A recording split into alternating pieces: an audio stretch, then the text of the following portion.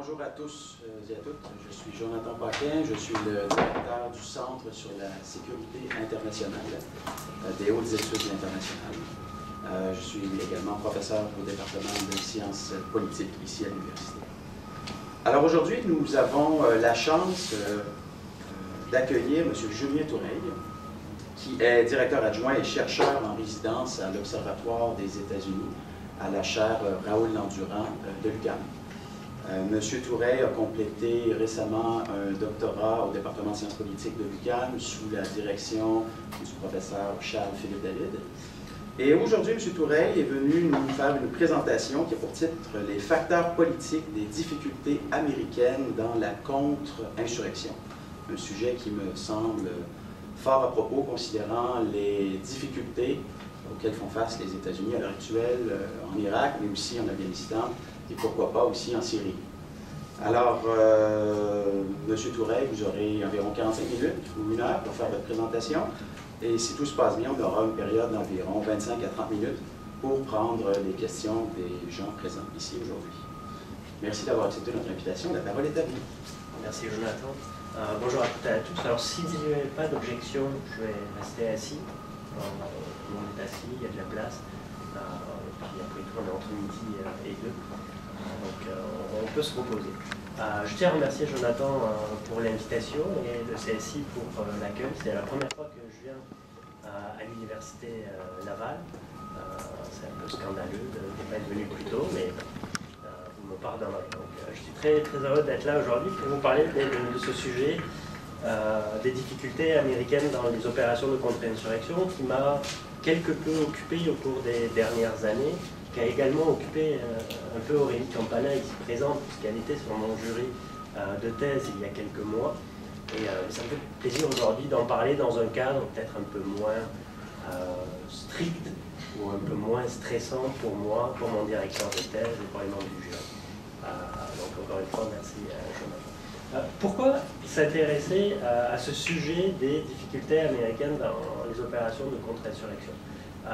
Je commencerai par vous dire qu'il y avait 3 raisons qui ont suscité mon intérêt pour ce sujet-là. Et rassurez-vous, je ne vous ferai pas le cheminement complet de ma thèse, elle était un peu longue et ce n'est pas l'élément le plus intéressant aujourd'hui. La première raison, c'est que la guerre irrégulière ou la guerre non conventionnelle, dont font partie les opérations de contre-insurrection, mais également les insurrections, occupent une place majeure dans l'histoire des États-Unis, dans l'histoire militaire américaine et au-delà dans l'histoire de leur politique intérieure et de leur politique étrangère. En effet, il ne faut pas oublier que les Américains, lors de la guerre d'indépendance, sont des insurgés, ont recours aux tactiques de guérilla, aux embuscades, à ce qu'on pourrait qualifier d'attentats contre la puissance occupante britannique, et ce recours à cette méthode, à cette approche insurrectionnelle, a contribué au succès de la guerre d'indépendance. Bon, rapidement, les Américains sont passés d'insurgés à contre-insurgés, puisque dans la seconde phase importante de leur histoire, ils ont eu à mener des opérations de contre-insurrection dans le cadre de la consolidation de leur territoire continental, dans le cadre de la conquête continentale, en particulier évidemment contre les Indiens dans les multiples guerres qui ont parsemé le 19e siècle américain, au moins jusqu'à la guerre de sécession. Il ne faut pas d'ailleurs oublier que l'armée de terre américaine, initialement, est conçue comme une armée de contre-insurrection dans le cadre de ces opérations contre les diverses tribus indiennes. Troisième temps important de cette guerre irrégulière dans l'histoire américaine, c'est en matière de politique étrangère, à l'extérieur du territoire continental, la puissance américaine aura recours à cette approche de la contre-insurrection. Elle l'a fait dans un cadre assez spectaculaire, assez intéressant aux Philippines, au tournant du XXe siècle. Alors c'était l'un des cas d'études dans ma thèse, je n'y reviendrai pas en détail aujourd'hui, mais on verra quand même qu'il y a quelques éléments qui ressortent dès le début du XXe siècle pour un peu expliquer la permanence de ces difficultés américaines dans la contre-insurrection. Mais au-delà des Philippines, le corps des fusiliers marins, les fameux Marines, après, avait été lui-même conçu pour faire de la contre-insurrection notamment dans les Caraïbes, à travers l'Amérique centrale, au moins jusqu'en 1941, et l'entrée des États-Unis dans le second conflit mondial. Alors, après, avec la Deuxième Guerre mondiale, évidemment, ça change, et toute cette guerre irrégulière devient l'oublié de la pensée stratégique, en fait, aux États-Unis. Donc, cette première raison, l'importance de la guerre irrégulière, donc, de l'insurrection et de la contre-insurrection dans l'histoire politique américaine, dans l'histoire des États-Unis, m'a poussé à m'intéresser à ce sujet-là. La seconde raison, c'est que ces opérations militaires, en particulier les guerres contre-insurrectionnelles, sont les seules qui sont traduites par des défaites pour les États-Unis. Et évidemment, le cas qui revient ici, qui vient immédiatement à l'esprit, c'est le cas du Vietnam, qui fait office de traumatisme dans l'imaginaire américain, en particulier pour l'institution militaire, mais pas uniquement. Donc ces opérations de contre-insurrection, elles sont importantes parce que souvent, par les difficultés qu'elles rencontrent, elles vont susciter des débats très vifs au sein de la société américaine, des débats sur le type de stratégie militaire à appliquer, des débats sur le type de politique étrangère à mener, et des débats tout à fait fondamentaux sur ce que sont les États-Unis et quel est leur rôle sur la scène internationale. Alors ce débat, évidemment, il était très fort dans le cadre et après la défaite au Vietnam. Ce débat a été fort aussi dans le cas sur lequel je concentrerai mon attention aujourd'hui, qui est l'Irak au début du XXIe siècle. Ça avait été également le même phénomène avec le cas des Philippines que j'évoquais tout à l'heure. On avait vu une société civile américaine profondément critiquer les ambitions à l'époque impérialistes de ces dirigeants, et en particulier le président McKinley. Donc ça, c'est la seconde raison, la capacité de ces opérations, de par les difficultés qu'elles rencontrent, à susciter un très vif débat dans la vie politique américaine. Et enfin, la troisième raison qui m'avait poussé à m'intéresser à ce sujet, c'est que lorsque j'ai commencé à lire sur cette question-là, à partir du moment où les troupes américaines se sont trouvées un peu enlisées en Mésopotamie après avoir renversé Saddam Hussein, dans tout le foisonnement de littérature, il y avait un responsable unique, identifié comme étant le responsable de ces problèmes américains dans la contre-insurrection, et ce responsable unique, quasiment unique, tout désigné, était l'institution militaire américaine. Alors lorsque vous lisez tous les ouvrages qui sont parus aux États-Unis, mais ailleurs, au moins depuis 2003, mais même avant, vous vous apercevez que l'institution militaire, de par son inadaptation à la guerre irrégulière et de par son mépris pour ce type d'opération-là, et là on rentre vraiment dans la culture organisationnelle, apparaît comme tout à fait inepte, réfractaire, incompétente pour mener à bien des opérations de contre-insurrection.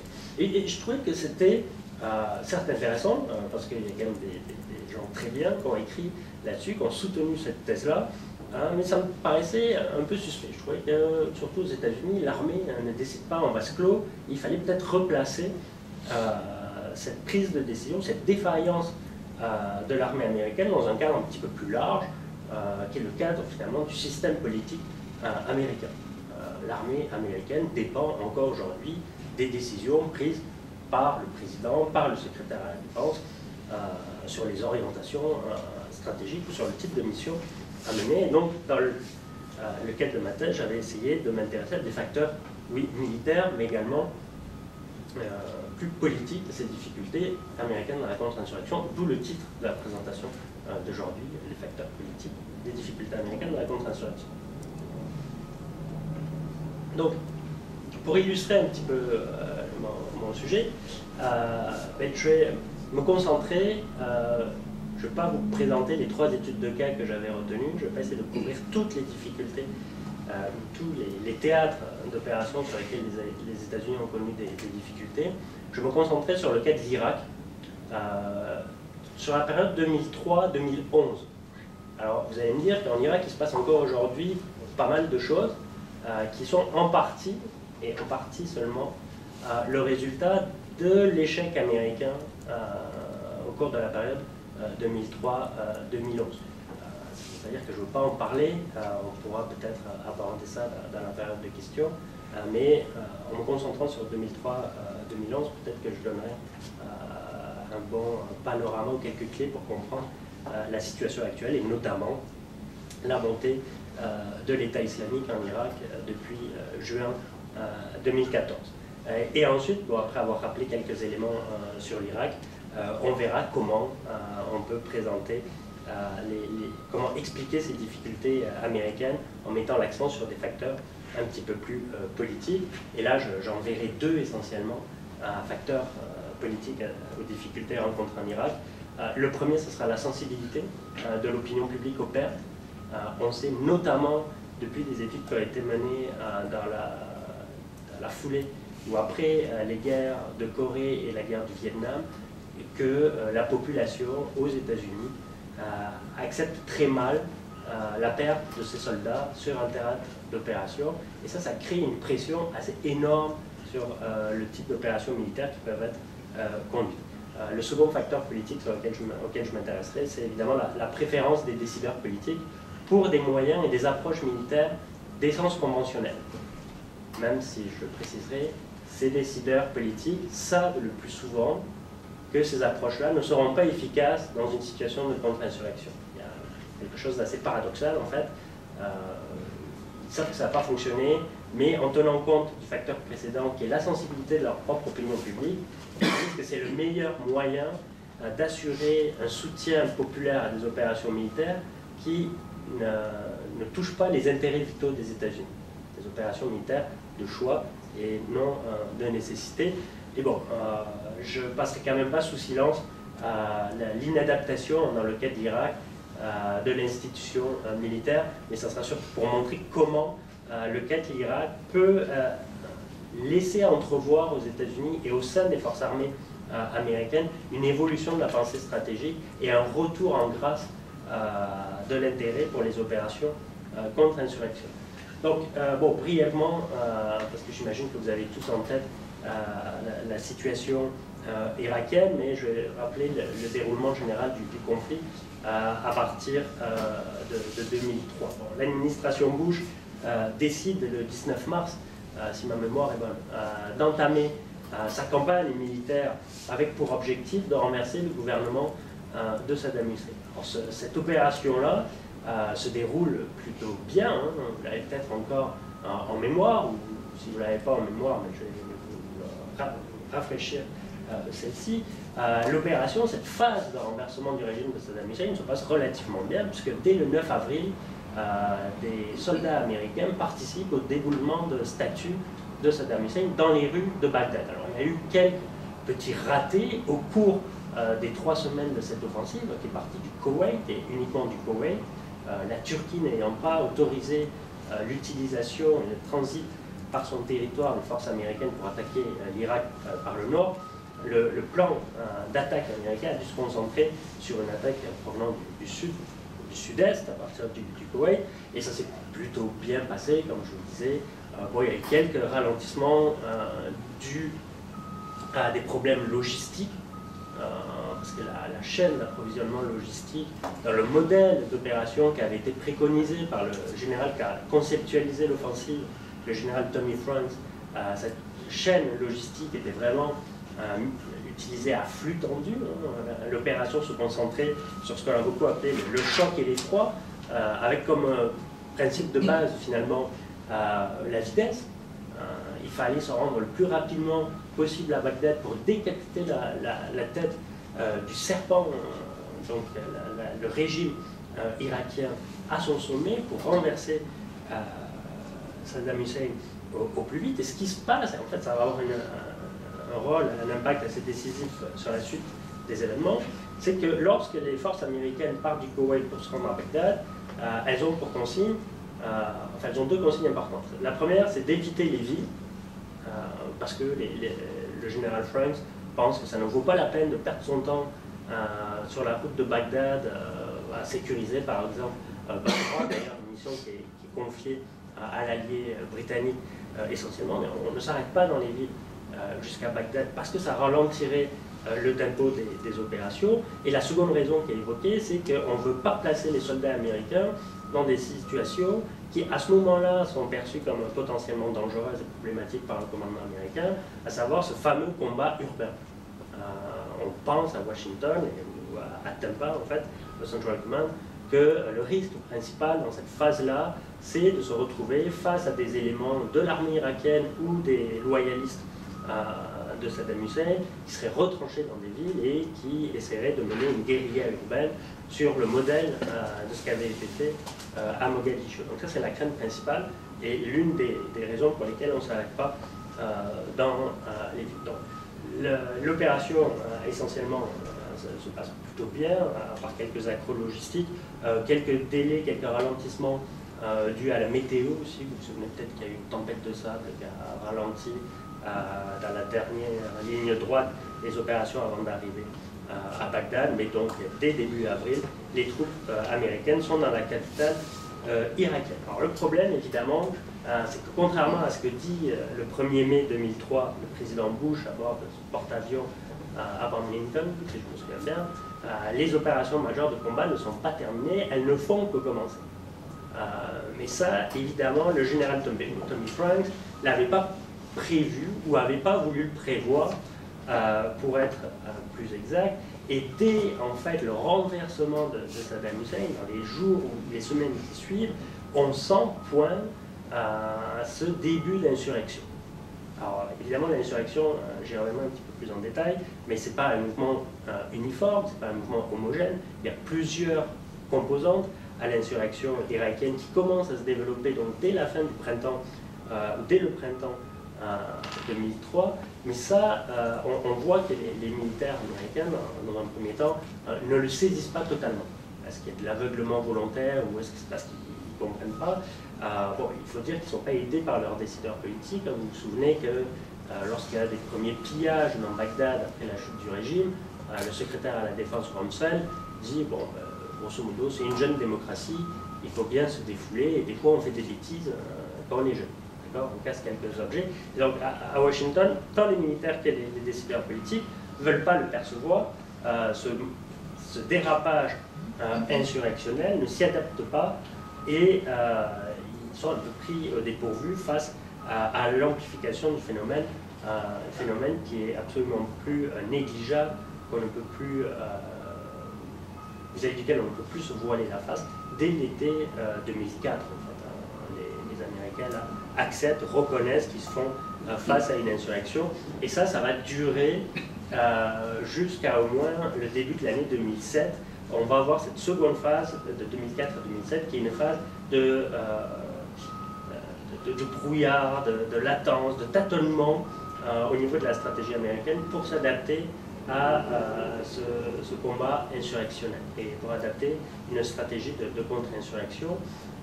Alors, il y a un cheminement intellectuel qui va se faire au sein de l'armée américaine, j'y reviendrai un petit peu plus tard, notamment sous l'égide du fameux général David Petraeus, qui, à partir de 2004, est envoyé un peu au placard. Certains pensent à ce moment-là, et lui-même a pensé qu'il avait été envoyé au placard quand il a été nommé à Fort Leavenworth, au Kansas, où il a été responsable de la doctrine en fait, de l'armée américaine. Et l'un de ses amis lui expliquait que non, il n'était pas vraiment mis au placard, mais qu'il avait là l'opportunité de repenser l'approche américaine face à l'insurrection. Et il a mis à profit cette période-là pour penser et redécouvrir en fait la contre-insurrection. Il sera amené à appliquer ce qu'il avait redécouvert à partir de janvier 2007 avec cette fameuse stratégie du sursaut qui est en fait l'application d'une stratégie de contre-insurrection en bonne et due forme, consistant à quadriller le territoire de Bagdad en insufflant un nombre supplémentaire de troupes américaines sur le terrain, de sorte à contrôler le territoire, avoir un meilleur renseignement sur les différents groupes insurgés et donc à mieux lutter contre cette insurrection. Et cette stratégie va porter fruit au moins jusqu'au départ américain, à la fin des opérations de combat en août 2010 et au départ effectif et complet de ces troupes américaines à la fin de l'année 2011. Je dis que ça va porter ses fruits dans la mesure où si vous regardez un peu les statistiques sur le nombre de soldats américains tués et le nombre de civils irakiens tués. Donc, si on s'intéresse à des indicateurs permettant d'évaluer le niveau de sécurité ou d'insécurité dans le pays, à partir de la fin de 2007, de l'été 2007, la violence diminue considérablement. Grâce en partie à cette stratégie de sursaut. Ce n'est pas le seul élément. Il y a d'autres éléments, notamment liés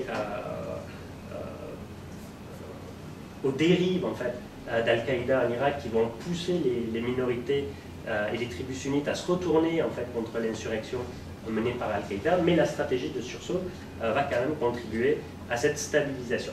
Alors, à la fin de l'année 2011, l'Irak, d'un point de vue sécuritaire, va plutôt bien. Et l'administration Obama peut remplir sa promesse de retrait, et le vice-président, Joe Biden, peut dire, en fait, au début de l'année 2012, comme il a affirmé dans certains médias, que ce retrait d'Irak, dans un contexte où l'Irak est stabilisé, que le gouvernement irakien peut travailler, va être considéré comme l'un des plus grands succès de la présidence Obama, voire même de la politique étrangère américaine dans les années récentes. Bon, on sait que Joe Biden se trompe souvent en politique étrangère, et c'est pas moi qui le dis, il y a beaucoup de gens qui le disent, mais il a cette réputation à Washington de souvent se tromper, et là, manifestement, c'est une autre illustration. Bon, parce que même si la situation va mieux à la fin de l'année 2011, le coût de cette intervention est évidemment très élevé. Il y a 4500 soldats américains à peu près qui ont perdu la vie, 25 000 ont été blessés, dont un grand nombre de blessures très, très graves. Le coût de la guerre, qui devait rien coûter selon ses promoteurs, certains de ses promoteurs, si vous vous souvenez de Paul Wolfowitz, lors d'une audition devant le Congrès en février 2003, je pense, avait expliqué bien des choses. Et l'un des éléments qu'il avait amené, c'était que ça ne coûterait rien au Trésor américain, parce que comme la guerre de 90-91 pour libérer le Koweït, elle serait celle-ci financée par les exportations de pétrole américaines. Bon, évidemment, ça coûtait un petit peu plus cher. Bon, les estimations varient. Si on est conservateur, on parle de 800 milliards de dollars. Certains vont évaluer en trillions de dollars en mesurant l'impact sur l'économie américaine, le coût des blessés qu'il va falloir soigner pour le restant de leur jour. C'est Joseph Stiglitz notamment qui a évalué ça à 2 ou 3 trillions de dollars, 2 000, 3 000 milliards de dollars. Et évidemment, du côté irakien, le coût de cette guerre est colossal. On parle évidemment de plus de 200 000 civils irakiens tués au cours de la période, aux alentours de 200 000, même si ça a été dur à évaluer. Et on parle d'un pays qui, malgré les efforts américains de limiter les pertes civiles irakiennes et de ne pas trop détruire l'infrastructure, est loin d'être un modèle de démocratie comme l'avait envisagé l'administration Bush lorsqu'elle a milité, lorsqu'elle a vendu cette opération à sa population. Donc, pourquoi en est-on arrivé là et comment en est-on arrivé là? Donc ça, c'est le second point sur lequel je veux insister, finalement peut-être plus le cœur de mon propos, cette explication de la difficulté américaine ou des difficultés américaines en Irak. Et là, j'essaierai de vous exposer les principaux piliers, les principaux éléments de l'explication multicausale que j'avais essayé d'élaborer dans le cadre de ma thèse. Donc, c'est vrai que je vais rentrer dans les facteurs politiques. Le premier facteur politique important, je l'ai évoqué tout à l'heure, il concerne l'opinion publique et plus précisément cette sensibilité de l'opinion publique américaine aux pertes. Alors je vous ai dit tout à l'heure que ce n'est pas un phénomène nouveau, on n'a pas découvert évidemment avec l'Irak cette sensibilité-là, elle était à l'œuvre déjà au début des années 90 avec cette fameuse opération en Somalie qui a mal tourné, même si ce n'est pas le seul élément qui explique le retrait américain de Somalie, ça a contribué à accélérer la décision, mais c'est vraiment le Vietnam qui semble avoir montré aux yeux des universitaires, mais surtout aux yeux des décideurs politiques américains, que ce paramètre de l'opinion publique et cette aversion de l'opinion publique pour les pertes et de soldats américains et de civils locaux. C'est un élément important à avoir à l'esprit. Donc cette sensibilité devient une contrainte majeure dans la conduite d'opérations militaires dans lesquelles l'intérêt national des États-Unis n'est pas en jeu. Grosso modo, dans des guerres de choix, dans des guerres qui ne mettent pas dans l'issue, dans la survie des États-Unis ne dépend pas de l'issue. Alors, si les décideurs politiques américains, après le Vietnam, prennent la pleine mesure de cette contrainte de l'opinion publique, ce ne sont pas les seuls. Et ça, c'est assez intéressant parce que les adversaires en fait, des États-Unis ont également identifié cette sensibilité de l'opinion publique comme étant la vulnérabilité clé de la puissance américaine. Et les adversaires en Irak, comme ceux au Vietnam, comme le Viet Cong et les Nord-Vietnamiens, vont cibler cette vulnérabilité-là avec pour objectif de faire en sorte que la guerre coûte plus cher aux États-Unis, qu'elle dure plus longtemps, qu'elle fasse plus de victimes dans les rangs des soldats américains, et que du coup, face à la montée de ce coût, l'opinion publique se braque, se retourne contre ces décideurs, et in fine, ces décideurs décident d'un retrait. Donc il n'y a pas eu de défaite militaire sur le terrain.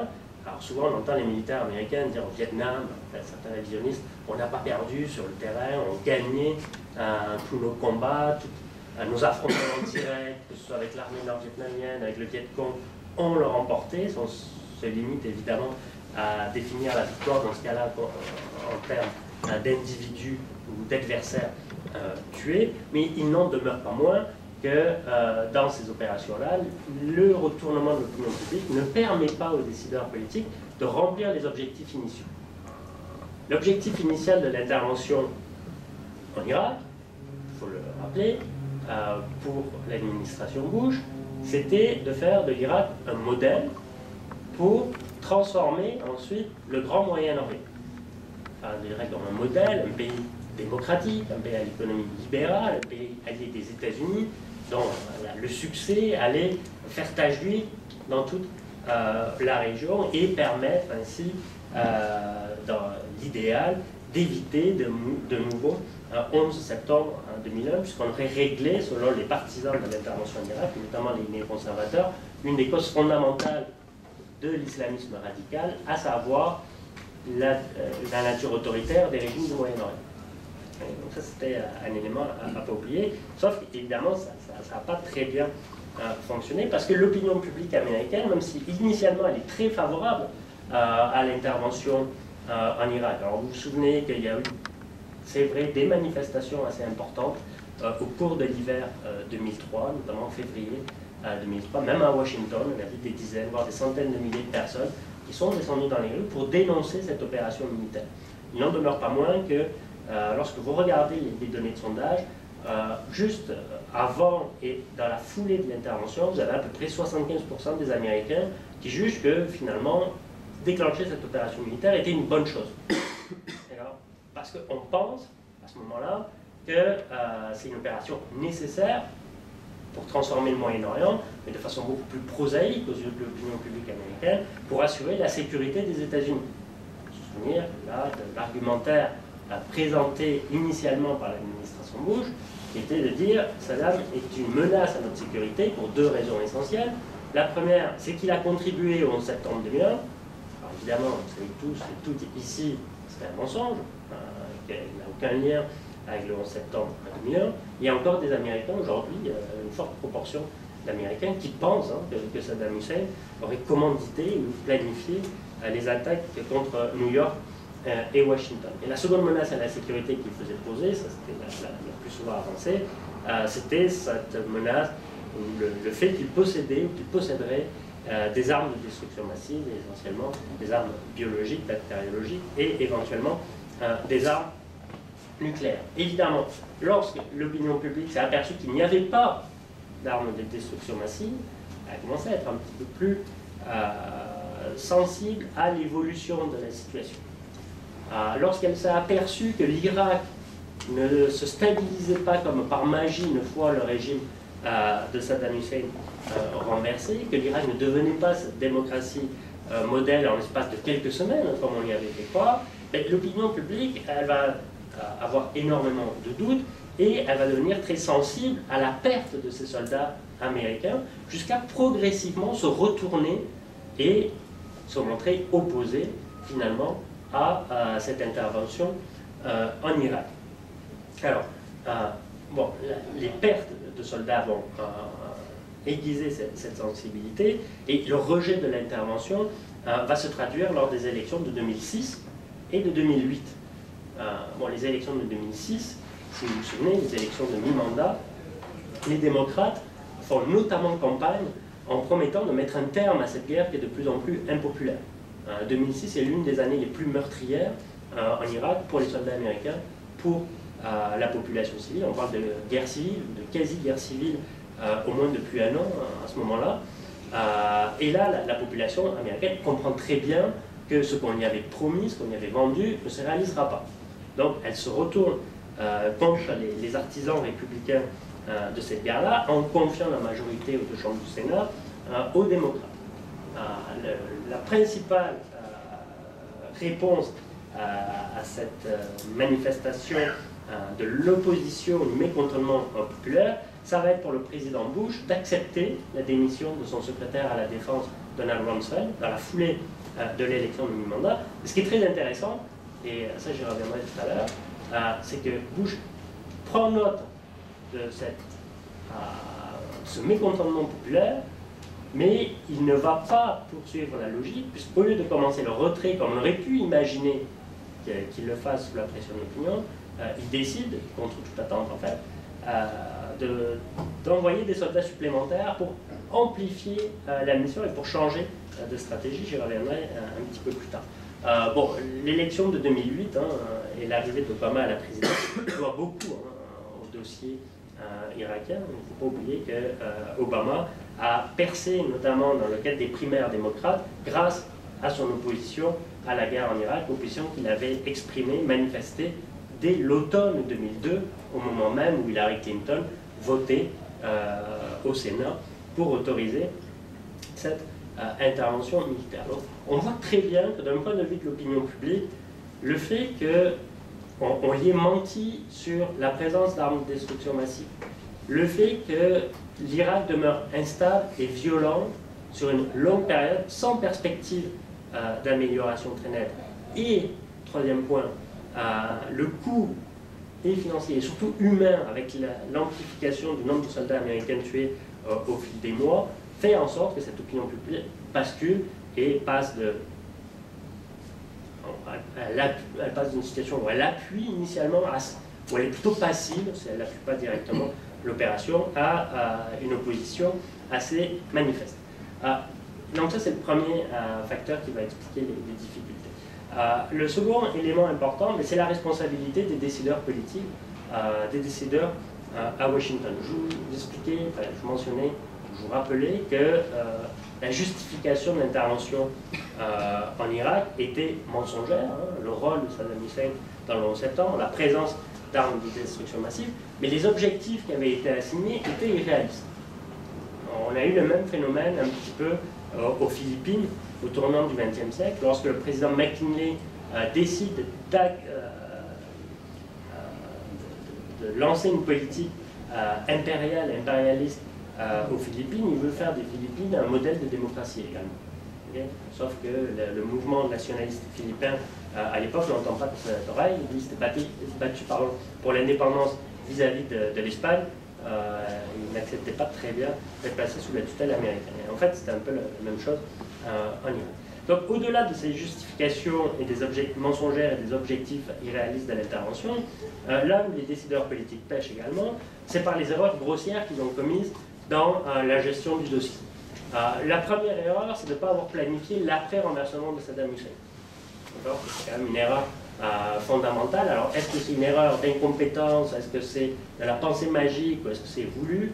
Toujours est-il qu'on constate, lorsqu'on regarde un petit peu le dossier, qu'il n'y a pas, par exemple, de plan sérieux pour reconstruire l'État irakien. On pense à Washington, notamment des gens comme Wolfowitz, comme Rumsfeld, que l'État irakien, sans Saddam Hussein à sa tête, va demeurer stable et va voir arriver à sa tête des amis des États-Unis. là, il faut juste mentionner brièvement le rôle d'un opposant au régime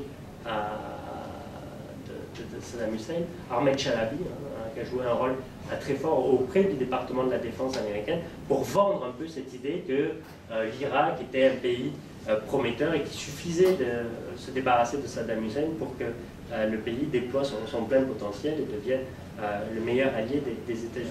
Donc on n'a pas planifié, première erreur, l'après-renversement de Saddam Hussein.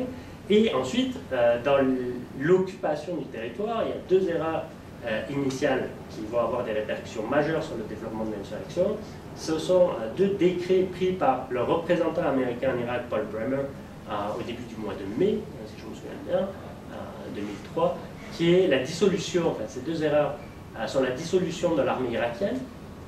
Donc là, il crée une main-d'œuvre pour les mouvements insurgés, main-d'œuvre qu'on retrouve d'ailleurs aujourd'hui dans l'État islamique. Il y a beaucoup d'anciens cadres de l'armée de Saddam Hussein qui ont opéré donc, au sein d'Al-Qaïda en Irak et aujourd'hui en partie au sein de l'État islamique.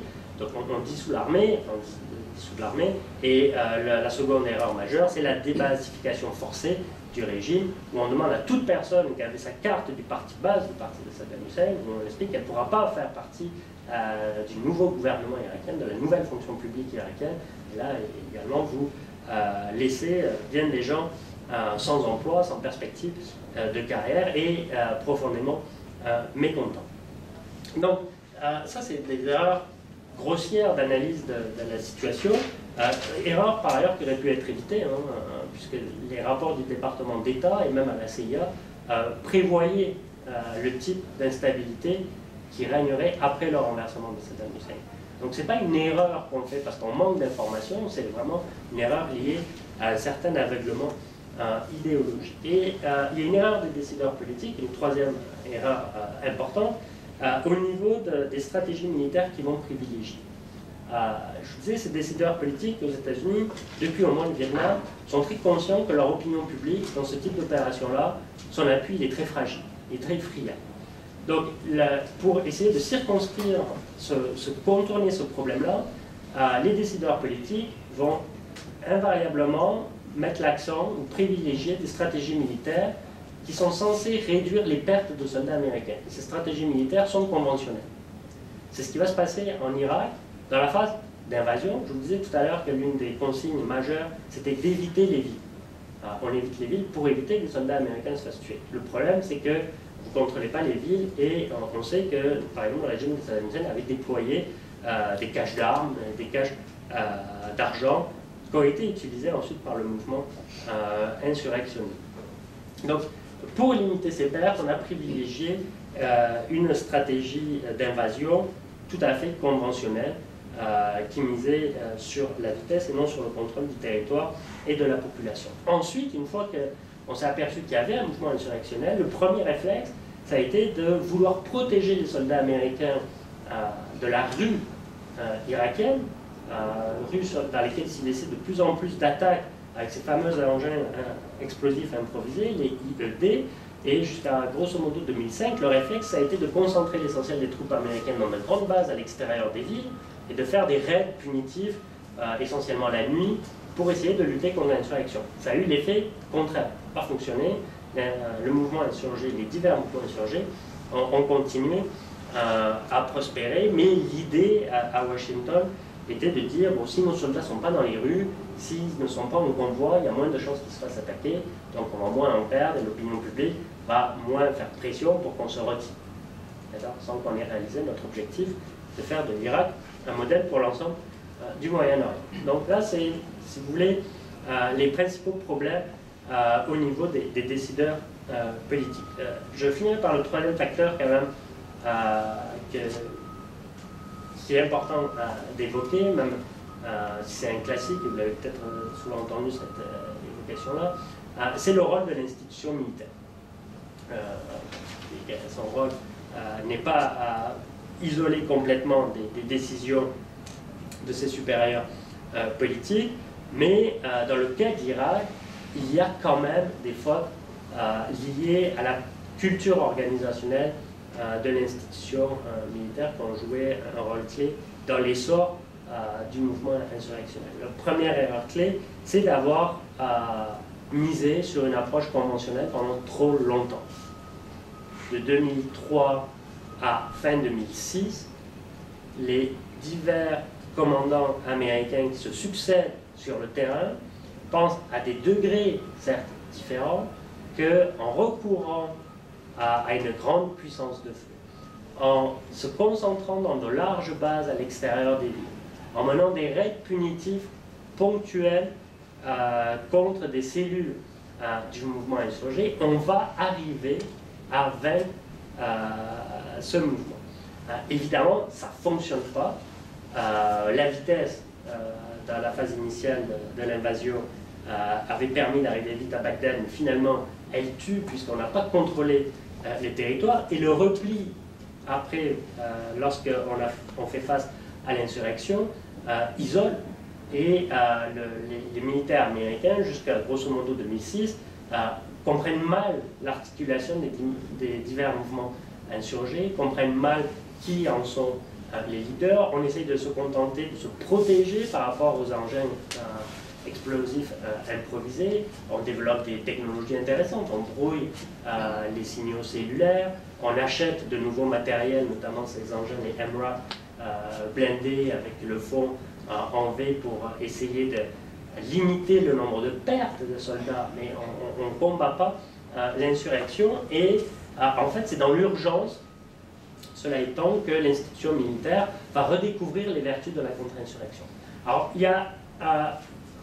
on ouvre la porte quand même dès 2004 avec le général Qassem qui arrive à Bagdad et qui a déjà entendu parler d'insurrection, de contre-insurrection. Il comprend le phénomène auquel il a affaire, contrairement à son prédécesseur Ricardo Sanchez, qui a été qualifié de Westmoreland de l'Irak. Westmoreland, c'était le général en chef au Vietnam. Et lorsque vous êtes qualifié de Westmoreland de l'Irak, ce n'est pas nécessairement flatteur. D'accord ? Ricardo Sanchez ne passera pas l'histoire des généraux américains, probablement pas, ou pour de mauvaises raisons. Donc son successeur Qassem voit qu'il a affaire à une insurrection, comprend qu'il doit mettre en œuvre une stratégie de contre-insurrection, donc il ouvre dans la banlieue de Bagdad une sorte d'université de la contre-insurrection qui consiste, pour les nouveaux arrivants, les nouveaux militaires qui sont déployés en territoire irakien, à avoir quelques éléments de base sur comment se comporter face à ce phénomène-là. Mais évidemment, ce n'est pas cette université de la contre-insurrection qui va changer la donne, c'est le travail qui est fait à Washington, aux États-Unis, notamment à Fort Leavenworth, sous l'égide, mais pas uniquement évidemment du général David Petraeus. Et là, il y a une redécouverte de l'histoire américaine de la contre-insurrection. On va redécouvrir certains volets qui avaient fonctionné au Vietnam, on va redécouvrir ce qui s'est fait aux Philippines, on va aussi beaucoup redécouvrir ce qu'ont fait les Français en Algérie et les Britanniques dans ce qu'est la Malaisie contemporaine. Bon, ce n'était pas nécessairement les meilleurs exemples, notamment pour l'expérience française en Algérie. Mais il y a un foisonnement intellectuel au sein de l'institution militaire, dès 2004, qui se traduit fin 2006, décembre 2006, par la publication d'un manuel conjoint des fusiliers marins et de l'armée de terre, un manuel de contre-insurrection. C'est une première depuis 1941 aux États-Unis. C'était d'ailleurs même un gros mot, la contre-insurrection. Dans les années 80, dans les années 90, on ne prononçait pas le terme, très peu, au sein de l'institution militaire américaine. Et là, ce document, lorsqu'il va être publié et mis en ligne en décembre 2006, va être l'un des plus téléchargés, je pense, de l'histoire récente, au moins pour les publications militaires, va donner lieu à bien des études. Et alors là, il n'y a rien de novateur dans la stratégie de contre-insurrection qu'on présente là-dedans. On revient à des phénomènes de base qui sont connus au moins depuis le début du XXe siècle, que les militaires américains, notamment le corps des fusiliers marins, connaissaient très bien. Et le principe essentiel, c'est celui du contrôle de la population. D'accord ? Où il faut être parmi la population pour avoir une meilleure légitimité aux yeux de celle-ci, être moins perçu comme des occupants, et surtout mieux identifier les têtes dirigeantes du mouvement insurrectionnel pour mieux les combattre, pour mieux les neutraliser. Et cette stratégie de contre-insurrection va être assez acceptée au point qu'elle devienne une doctrine officielle, et surtout elle va être mise en œuvre, je le disais tout à l'heure, dès janvier 2007 par le général Petraeus, qui est nommé par George Bush comme nouveau général en Irak, avec pour mandat explicite de mettre en œuvre cette stratégie. Cette stratégie fonctionne relativement bien, c'est ce que je vous disais tout à l'heure. Alors en 2007, il y a une augmentation du nombre de soldats américains qui sont tués. C'est l'année la plus meurtrière pour les militaires américains en Irak. 2007, il y a à peu près 950 soldats qui sont tués au cours de l'année. Mais c'était anticipé, c'était prévu, parce que c'était lié au fait que les soldats américains enfin sortaient de leur base pour aller patrouiller, pour aller s'installer au sein des populations et essayer de conquérir ces fameux cœurs et esprits de la population locale. Donc, avec l'Irak, ce qu'on constate, c'est qu'on peut faire deux constats importants. Le premier, c'est que l'institution militaire redécouvre enfin la contre-insurrection. Là, il y a quand même un progrès intéressant, alors, dans un contexte évidemment qui est tout sauf paisible, mais on voit que l'institution militaire s'adapte. Alors, souvent, les institutions militaires sont critiquées pour leur manque d'imagination, pour leur manque d'adaptation. Là, sous l'épreuve du feu, en situation d'urgence, cette adaptation, cette évolution s'opère et de façon assez intéressante. La question qui demeure, c'est de savoir d'un point de vue de l'institution militaire si cette redécouverte va s'inscrire dans le temps, ça va venir modifier la culture dominante au sein de l'institution militaire, ou ça va être qu'un feu de paille et que ça va être bon. Alors, pour brièvement répondre à cette question que je me pose moi-même, ça semble avoir modifié un petit peu l'approche américaine sans s'intéresser au cas de l'Afghanistan. D'accord. On a essayé d'appliquer en Afghanistan ce qu'on avait appris en Irak. Notamment, le général McChrystal avait été déployé, a été nommé par Barack Obama pour appliquer une forme de stratégie du sursaut adaptée au contexte afghan. Le problème, c'est que même si on a essayé de reproduire, de remettre en application une nouvelle stratégie de contre-insurrection, c'est que ça ne fonctionne pas très bien en Afghanistan. Vous avez peut-être remarqué que là non plus, ce n'est pas devenu la Suisse, le pays. Que la population américaine, quand elle s'y intéresse, ce n'est plus vraiment le cas, se demande pourquoi il y a encore des soldats américains là-bas, pourquoi il y a des soldats américains qui sont tués là-bas, alors que la raison initiale pour aller en Afghanistan, c'était de chasser Ben Laden. Ben Laden a été neutralisé, même pas en Afghanistan, et lorsque aujourd'hui vous posez la question aux Américains, enfin la population américaine, de savoir s'il est utile d'être en Afghanistan, la majorité va vous dire que non, elle ne comprend pas. Donc la façon dont le conflit afghan va évoluer, la façon dont l'administration Obama, ou plus vraisemblablement la prochaine administration, va régler ce dossier-là, aura un impact assez considérable sur le devenir de cette redécouverte de la contre-insurrection dans l'institution militaire. Et on le voit, ce débat déjà pointe avec des militaires qui vous expliquent, américains, que bon, la contre-insurrection, c'est pas fait pour nous, ça compte pas. Il y a des périls, il y a des défis de sécurité beaucoup plus importants, par exemple la montée de la Chine, et il faut se concentrer sur ça et laisser tomber ces opérations qui ne nous intéressent pas et qui, d'ailleurs, historiquement, ne nous ont jamais vraiment réussi. Donc, premier enseignement, il y a une redécouverte, mais cette redécouverte n'est pas acquis qu'elle vienne s'institutionnaliser et qu'elle vienne modifier la culture organisationnelle militaire. Et la deuxième et dernière enseignement, c'est que la sensibilité de l'opinion publique n'apparaît pas comme une contrainte aussi forte sur la marge de manœuvre des décideurs politiques, contrairement à ce que les décideurs politiques pouvaient penser, et contrairement à ce qu'on pourrait croire. Ce n'est pas parce qu'il y a des soldats américains qui sont tués, ce n'est pas parce que l'opinion publique se retourne contre une opération militaire que les décideurs sont condamnés à quitter, à mettre un terme dans l'échec à une opération.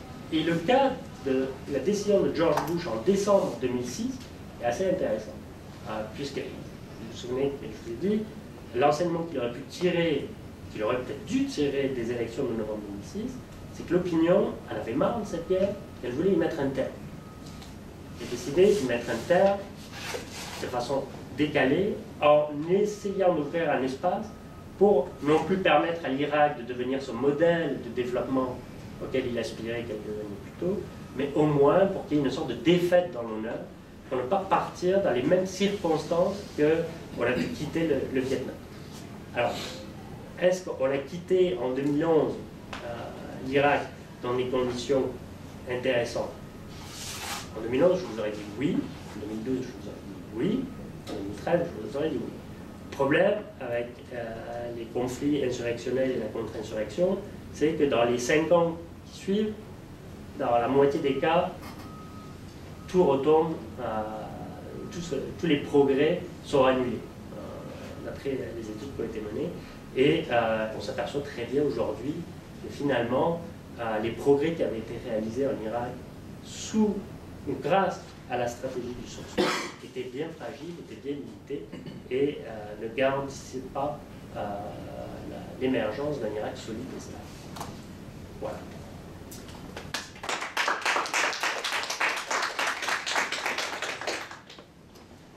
Merci bien. Merci bien. Est-ce qu'il y a des questions?